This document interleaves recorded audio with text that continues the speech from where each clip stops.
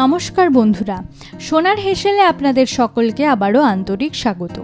আজকের পর্বে আমরা নিয়ে এসেছি এক অসাধারণ মুঘলাই স্বাদের জনপ্রিয় পদ, মাটন হরিয়ালি কাবাব।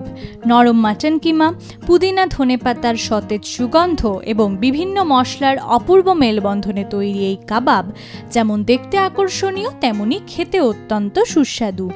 সবুজ রঙের মশলায় ম্যারিনেশনের জন্য এই কাবাবের নাম হয়েছে হরিয়ালি কাবাব। এটি বর্তমানে শুধু রেস্তোরাঁতেই নয়, ঘরোয়া পার্টি এবং বিশেষ অনুষ্ঠানেরও একটি জনপ্রিয় পদ। আজকের এই পদটি তৈরি করার জন্য আমাদের প্রয়োজন মাটন কিমা পেস্ট, কুচানো পেঁয়াজ, পুদিনা, ধনেপাতা, কাঁচা লঙ্কার মিশ্রণ বাটা, আদা রসুন বাটা, চিনি বাটা, বেকিং পাউডার, গরম মশলা, সাদা দই, কর্নফ্লাওয়ার, টুথপিক এবং 2টি ডিম। এই উপকরণগুলোর সাহায্যেই আমরা তৈরি করব আজকের সুস্বাদু মাটন হরিয়ালি কাবাব। এবার চলুন রান্নার প্রক্রিয়ায়। প্রথমে একটি বড় বাটির মধ্যে মাটন কিমার পেস্ট নিতে হবে। তারপর তার মধ্যে সাদা দই যোগ করতে হবে। দই কিমাকে নরম এবং রসালো রাখতে সাহায্য করে। তারপর এর মধ্যে আদা রসুন বাটা এবং পুদিনা ধনেপাতা কাঁচা লঙ্কার মিশ্রণ বাটা দিতে হবে। এই সবুজ মশলার পেস্টই কাবাবের প্রধান আকর্ষণ, যা কাবাবকে একটি সতেজ স্বাদ ও সুন্দর সবুজ আভা দেয়। এরপর সমস্ত উপকরণ ভালোভাবে হাত দিয়ে মেখে নিতে হবে। মিশ্রণটি ভালোভাবে মেশানো হয়ে গেলে তার মধ্যে গরম মশলা, স্বাদমতো লবণ এবং সামান্য চিনি বাটা যোগ করতে হবে। চিনি মশলার স্বাদকে ভারসাম্যপূর্ণ করে এবং কাবাবে একটি হালকা মিষ্টি স্বাদ নিয়ে আসে। এবার আবার সমস্ত উপকরণ একসঙ্গে মিশিয়ে নিতে হবে। এরপর আলাদা একটি প্লেটে 1 বাটি কর্নফ্লাওয়ার নিয়ে রাখতে হবে। অন্যদিকে একটি প্যানে বা ট্রের ওপর সামান্য ঘি ব্রাশ করে নিতে হবে। এবার মাটনের মিশ্রণের মধ্যে ডিমের কুসুম এবং বেকিং পাউডার যোগ করতে হবে। ডিমের কুসুম বা কাবাবকে আরও নরম ও সমৃদ্ধ করে তোলে এবং বেকিং পাউডার কাবাবকে হালকা ফোলা ভাব এনে দেয়। তারপর এর মধ্যে কুচানো পেঁয়াজ দিয়ে আবার ভালোভাবে মিশিয়ে নিতে হবে। এবার এই মিশ্রণ থেকে ছোট ছোট অংশ নিয়ে কাবাবের আকার তৈরি করতে হবে। তৈরি করা কাবাবগুলো কর্নফ্লাওয়ারের মধ্যে ভালোভাবে কোট করে নিতে হবে। এরপর সেই কাবাবগুলি ঘিয়ে ব্রাশ করা ট্রের ওপর সাজিয়ে রাখতে হবে।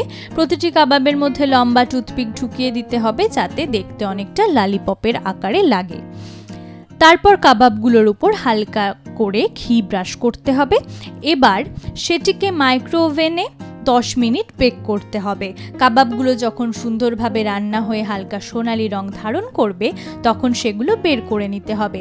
সবশেষে পুদিনা পাতা দিয়ে সাজিয়ে তার উপর লেবুর রস ছড়িয়ে দিতে হবে। সঙ্গে পেঁয়াজের গোল টুকরো এবং শসার স্লাইস দিয়ে পরিবেশন করতে হবে। এভাবেই তৈরি হয়ে যাবে সুস্বাদু এবং রাজকীয় মাটন হরিয়ালি কাবাব। বন্ধুরা, কাবাবের ইতিহাস অত্যন্ত প্রাচীন এবং সমৃদ্ধ। মুঘল আমল থেকেই ভারতীয় উপমহাদেশে কাবাবের জনপ্রিয়তা শুরু হয়।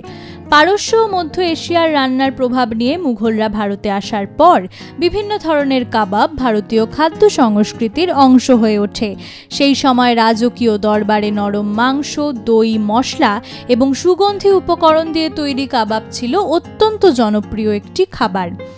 বাংলায়, বিশেষ করে কলকাতায় নবাবী সংস্কৃতির প্রভাবের ফলে কাবাবের জনপ্রিয়তা দ্রুত বৃদ্ধি পায়। কলকাতার বিভিন্ন মুঘলাই রেস্তোরাঁ এবং পুরনো খাবারের দোকানগুলোতে ধীরে ধীরে নানা ধরনের কাবাব পরিবেশনা শুরু হয়। সেই থেকেই হরিয়ালি কাবাবের মতো সবুজ মশলার কাবাব জনপ্রিয় হয়ে ওঠে।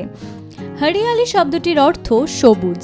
পুদিনা, ধনেপাতা এবং কাঁচা লঙ্কার ব্যবহারের কারণে এই কাবাবের রং সবুজ হয় এবং এর স্বাদও অত্যন্ত সতেজ লাগে।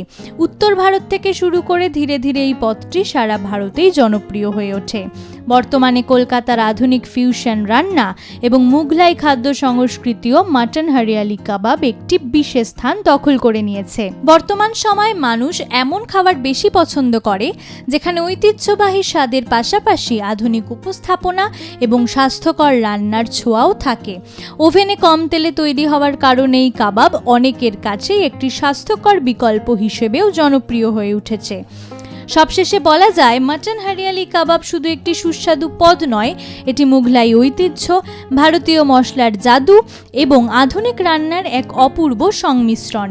এর প্রতিটি স্তরে রয়েছে ইতিহাস, স্বাদ এবং সংস্কৃতির এক সুন্দর মেলবন্ধন। তাই বন্ধুরা, আজকের এই রাজকীয় এবং সুস্বাদু রেসিপি এখানেই শেষ করছি। আগামী পর্বে সোনার হেসেল আবার ফিরে আসবে আরও একটি নতুন ও অভিনব পদ নিয়ে। ততদিন সবাই ভালো থাকুন, নিরাপদে থাকুন আর ভালো ভালো খাবার খান।